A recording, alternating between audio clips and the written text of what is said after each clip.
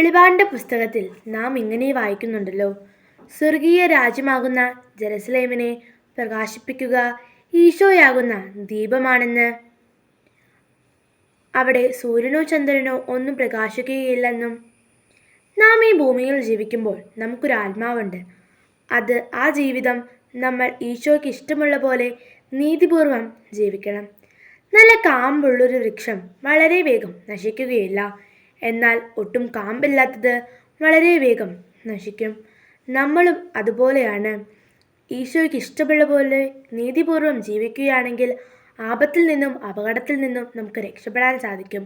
എന്നാൽ ദൈവത്തിന് ഇഷ്ടമല്ലാത്ത പോലെ വളരെ ചീത്ത കാര്യങ്ങൾ ചെയ്ത് ജീവിക്കുകയാണെങ്കിൽ നമുക്ക് അത് ഭവിഷ്യത്തുണ്ടാക്കും.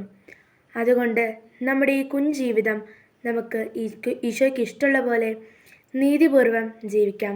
നീതിമാന്റെ ദീപം തെളിഞ്ഞു പ്രകാശിക്കും, ദുഷ്ടന്റെ വിളക്ക് അണഞ്ഞു പോകും. സുഭാഷിതങ്ങൾ 13:9.